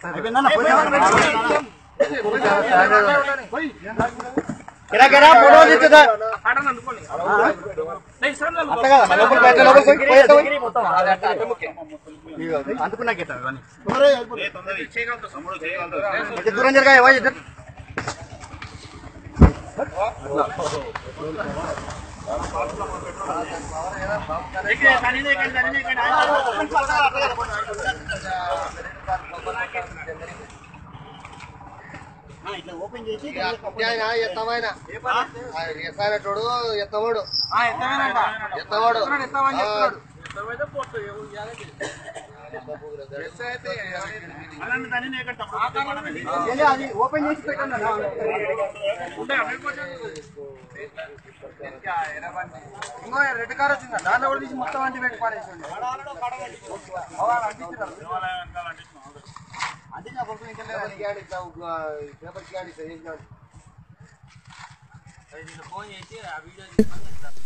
యేసుక్రీస్తుని ఆనాడు చంపినప్పుడు ఒక మామూలు వ్యక్తిని చంపేస్తున్నాం అనుకున్నారు తప్ప, వాళ్ళను కాపాడడానికి వచ్చిన క్రీస్తునే చంపుతున్నామనే వాళ్ళకి తెలియదండి. ఈరోజు ఈ గ్రంథాలు తగలబెడుతున్న వాళ్ళకి కూడా దేవుడు మన కోసం ఇచ్చిన మందునే మన చేతులతో మనం తగలబెట్టుకుంటున్నాం అన్న సంగతి వాళ్ళకు కూడా తెలియదండి. నిజంగా ఆ మాటలకున్న శక్తి అర్థమయ్యే కదా ఒక సుంకరి మార్పు చెందాడు. సుంకరులు మారడం అంటే మామూలు విషయమా? సుంకరులు ఎంత భయంకరులండి, సుంకరులు ఎంత నీచులండి. వాళ్ళు సమాజం అంతా ద్వేషించిందండి వాళ్ళని. భయంకరమైన కఠినమైన హృదయాలు కలిగిన వాళ్ళు. అలాంటి కఠినమైన హృదయాలు కలిగిన సుంకరులు మార్పు చెందారంటే ఆ మాటలు వినే కదండి, ఆ మాటలు ఆలోచించే కదండి, ఆ మాటలు వాళ్ళ హృదయంలోకి వెళ్ళబట్టే కదండి. ఈరోజు అదే మాటల్ని ఏదో గ్లాస్ పెట్రోల్ తెచ్చి కాల్చేస్తే ఒక 100-200 పుస్తకాలు కాల్చేసినంత మాత్రాన మీ అక్కసు వెళ్ళగక్కారు తప్ప అందులోని జ్ఞానం చదివి కాల్చారా? కొత్త నిబంధనలో ఏముందో చదివే కాల్చారా? చదవకుండా కాల్చారా? చదివితే కాల్చరు. ఎందుకో తెలుసా? చదివితే అది నిన్ను మార్చేది తప్ప నిన్ను ఏమార్చేది కాదు. కొత్త నిబంధనలు నువ్వు వాస్తవానికి చదివితే అందులో ఏమైనా రేపులు చేయమనుందా, మానభంగాలు మడ్రలు చేయమనుందా, ఈ సమాజాన్ని భ్రష్టు పట్టించమనుందా, ఈ సమాజాన్ని పాడు చేయమనుందా, వావి వరసలు లేకుండా బతకమనుందా? ఏముందయ్యా కొత్త నిబంధనలో కాల్చేయడానికి నీకు? ఏముంది? క్రీస్తు ఏం చెప్పాడు? నిన్ను వలే నీ పొరుగువానిని ప్రేమించుము అని చెప్పాడు. నీ పాపాలు తుడిచివేయటానికి నేను మరణిస్తున్నానని చెప్పాడు. నిన్ను కరుణిస్తున్నానని చెప్పాడు. అందులో ఉన్న మాటలే కదా గాంధీ మహాత్ముడు వాడుకున్నాడు. గాడ్సే చంపినప్పుడు అతన్ని వదిలేయండి, యేసుక్రీస్తు చెప్పిన మాటే, వీరేమి చేయుచున్నారో వీరెరుగరు. ఆ క్షమాగుణాన్నే కదా గాంధీ తన బ్రతుకులో చూపించాడు. ఆ క్షమాగుణాన్నే కదా. మరి ఆ గాంధీ గారి బొమ్మన్న నోటు జేబులో పెట్టుకుని వాడుకుంటున్న నువ్వు ఆ క్రొత్త నిబంధన చదివితే అసలు కాల్చగలవా? క్రొత్త నిబంధనలో ఏముందో ఆ మాటలు చదివితే కాల్చగలవా? ఈరోజు నీ బ్రతుకు బాగుపడాలన్నా, నీ కుటుంబం బాగుండాలన్నా, ఈ వ్యవస్థ బాగుండాలన్నా యేసు మాటలు సమాజానికి ఆదర్శం అయ్యా. యేసు చెప్పినన్ని గొప్ప విషయాలు ఈ ప్రపంచంలో ఏ మహానుభావుడు చెప్పలేదయ్యా.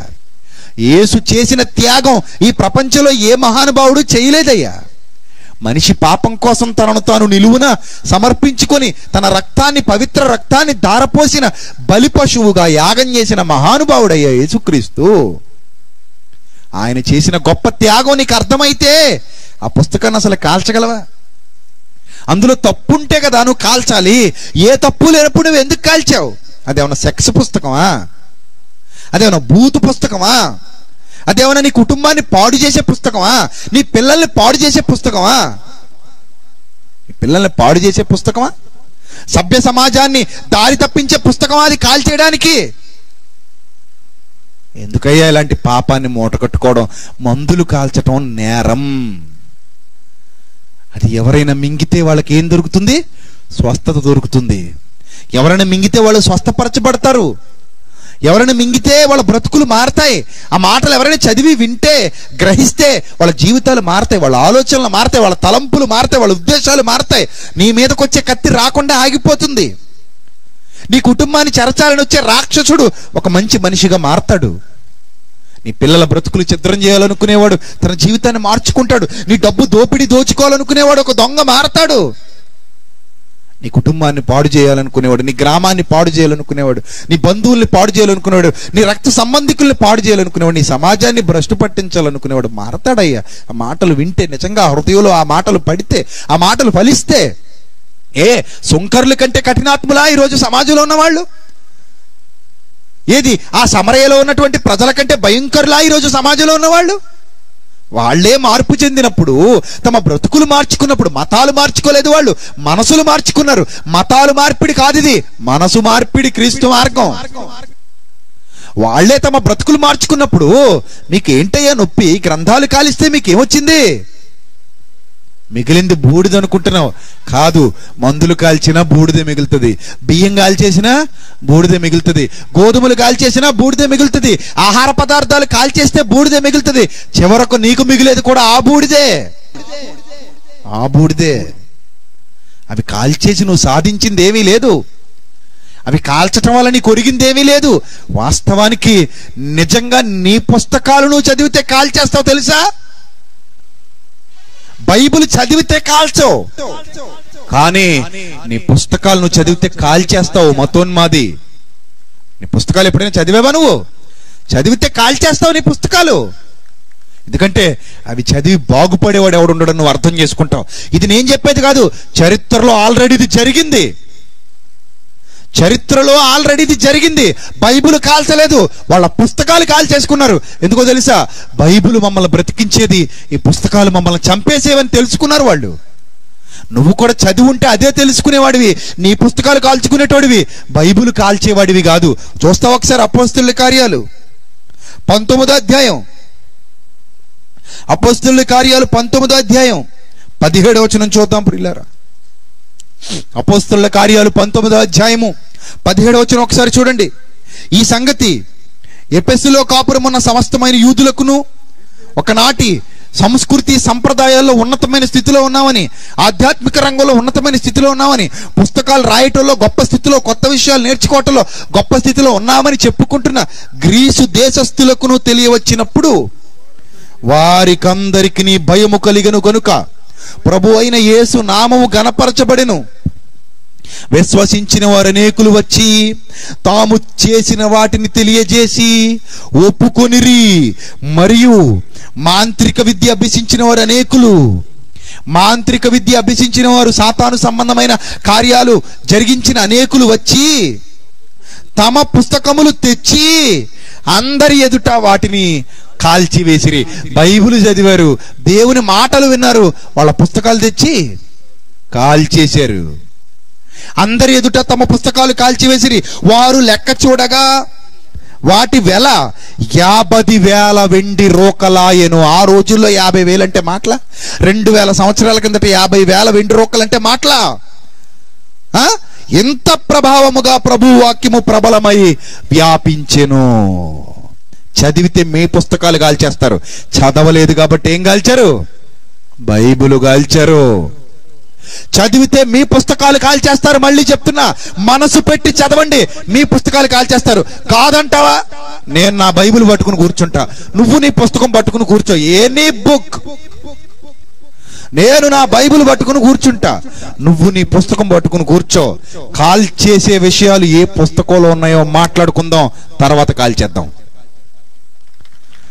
కాల్చేసే విషయాలు ఏ పుస్తకంలో ఉన్నాయో ఒకదాని తర్వాత ఒకటి బయటికి తీద్దాం. ఒకదాని తర్వాత ఒకటి బయటికి తీసి ఈ పుస్తకాలు కాల్చేయాలి, ఈ మత గ్రంథం కాల్చేయాలి, ఈ మార్గాన్ని సూచించే గ్రంథం కూడా కాల్చేయాలి అని అనుకుంటే పెద్దల సమక్షంలో అందరి ఎదుట నీ పుస్తకమా నా పుస్తకమా, ఏది కాల్చదగిన గ్రంథమో తేల్చుకుందాం. నీకు దమ్ముందా రావడానికి? నువ్వు నీ పుస్తకం పట్టుకుని రాగలవా? ఏది కాల్చదగిన గ్రంథమో తేల్చుకుందాం. నూతన నిబంధన కాల్చదగినదా? క్రైస్తవులందరూ ఏ నిబంధన క్రింద అయితే ఉన్నారో ఆ నూతన నిబంధన కాల్చదగిన పుస్తకమా, లేక నీ చేతిలో ఉన్న పుస్తకం కాల్చదగిన పుస్తకమో తేల్చుకుందాం. వస్తావా? రావు. ప్రభుత్వం దానికి అనుమతిస్తుందా? ఇవ్వదు. కానీ ఇలాగా అనేకులు వచ్చి పుస్తకాలు కాల్చేస్తుంటే మాత్రం ప్రభుత్వాలు నిమ్మకు నీరెత్తినట్టు ఊరుకుంటాయి. అదే వేరే వాళ్ళ మత గ్రంథాలు కానీ కాల్చారనుకోండి, బస్సులు ఆపేస్తారు, తగలబెట్టేస్తారు, రైళ్లు ఆపేస్తారు, రాస్తారు, కొలు చేసేస్తారు, రోడ్లు దిగ్బంధం చేసేస్తారు, ఏవైనా చేసేస్తారండి. క్రైస్తవులు క్రీస్తు మాటలు ఆచరించే వాళ్ళు గనక ప్రభువుకు వదిలేసి ప్రార్థన చేస్తున్నారు. అది క్రీస్తు మనసు.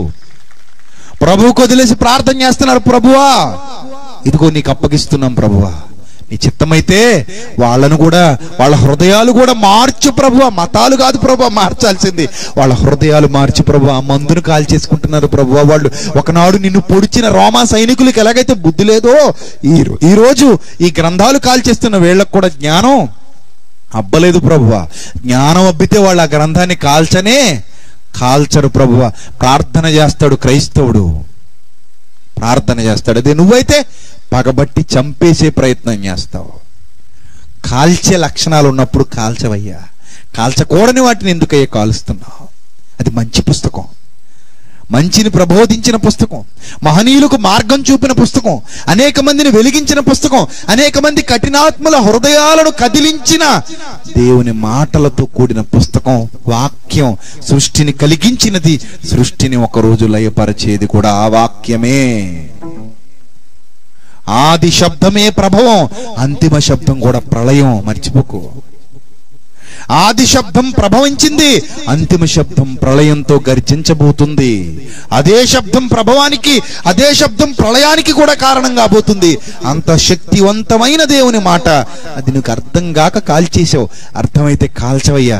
హృదయంలో పెట్టుకుంటావు, గుండెల్లో పెట్టుకుంటావు, మార్పు చెందుతావు. వెలిగిచ్చే దీపమయ్యా అది. నీ హృదయంలో చీకటిని తొలగించేదయ్యా. అజ్ఞానపు చీకట్లను తొలగించే దీపమయ్యా దేవుని మాట. అజ్ఞానపు చీకట్లను తొలగించే దీపం దేవుని మాట. ఆ దీపాన్ని కాల్చేశావు నువ్వు. ఆ దీపాన్ని కాల్చేశావు. అది నీ పతనానికి నువ్వే బాటలు వేసుకుంటున్నావు. ఆ మందును చేతులారా తగలబెడుతున్నావు అంటే అర్థం ఏంటో తెలుసా? నీ పతనానికి నువ్వే బాటలు వేసుకుంటున్నావు. వీలైతే చేతనైతే మార్పు చెందు. మనిషిగా బ్రతకటానికి ప్రయత్నించు, వీలైతే దైవత్వాన్ని సాధించు. నీ కఠిన హృదయాన్ని కరిగించుకో దేవుని మాటను స్వీకరించి. నీ బండ హృదయాన్ని బద్దలు కొట్టుకో దేవుని మాటను స్వీకరించి. నీ రాతి హృదయాన్ని మాంసపు హృదయంగా మార్చుకో దేవుని మాటను స్వీకరించి. లేకపోతే ఒక భయంకరమైనటువంటి పరిస్థితిలోనికి నువ్వు వెళ్ళబోతున్నావు. ఆ రోజు నువ్వేమీ చేయలేవు, ఏ విధంగా నువ్వు తప్పించుకోలేవు. అది దేవుని న్యాయమైన తీర్పు. ముందుగా ప్రకటించాడు, వినకపోతేనే శిక్షిస్తున్నాడు. వినను అంటావా, ఆయన ఉగ్రతకు లోను కావాల్సిందే. దయచేసి దేవుని మాటలను వినండి, స్వీకరించండి, మీ బ్రతుకులు దిద్దుకోండి. ఆ వాక్యంతో మీ హృదయాలను వెలిగించుకోండి, మీ రోగాన్ని తగ్గించుకోండి, మీ ఆత్మ రోగాన్ని దేవుని వాక్యం అనే మందుతో తగ్గించుకోండి, మీ కఠిన హృదయాలు కరిగించుకోండి. అట్టి ధన్యత దేవుడు మీకు, మీ కుటుంబాలకు సమృద్ధిగా అనుగ్రహించునుగాక. తలలు వంచండి, ప్రార్థన చేసుకుందాం. క్రీస్తు యేసునందు మమ్మల్ని అందరినీ ఎంతగానో ప్రేమించిన మా కన్న తండ్రి, ఇప్పటి వరకు విలువైన మీ జ్ఞానాన్ని మీ పిల్లలకు ఉపదేశించడానికి మీరు చేసిన సహాయాన్ని బట్టి స్తోత్రం తండ్రి. ప్రభువా, మీ పిల్లలతో మీ మాటలు సూటిగా మాట్లాడినందుకు స్తోత్రం ప్రభువా. మీ వాక్యము గొప్పది, అది మానవ హృదయాలను కదిలించేది, కరిగించేది. తండ్రి, మీ పిల్లలను బలపరచండి, మీ కృపలో భద్రపరచండి, మీ కృపా బాహుళ్యం చొప్పున కరుణించండి, కనికరించండి. మీ సన్నిధాన వర్తులుగా నిలువ పెట్టండి. మీ సన్నిధి కాంతి మీ బిడ్డల మీద ప్రకాశింప చేయమని, ఈ సభ నిమిత్తం కష్టపడిన ప్రతి కుటుంబాన్ని మీరు జ్ఞాపకం చేసుకోమని, వేదిక మీద ఉన్న పెద్దల్ని, వేదిక మీద సభకు ఇచ్చేసినటువంటి మీ పిల్లల కుటుంబాలని ప్రతి ఒక్కరిని జ్ఞాపకం చేసుకుని మీ కృపలో బలపరిచి ముందుకు నడిపించమని, ప్రతి ఒక్కరి ఆత్మీయ జీవితాలు వెలిగించమని, త్వరలో మా కొరకు రానియున్న ప్రభువును మా ప్రియ రక్షకుడైన యేసుక్రీస్తు వారి శ్రేష్టమైన అతి పవిత్రమైన నామములో ఈ ప్రార్థన మనవులు అడిగి వేడుకొనుచున్నాం మా కన్న తండ్రి. ఆమెన్. అందరికీ వందనాలు. May God bless you all. Thank you.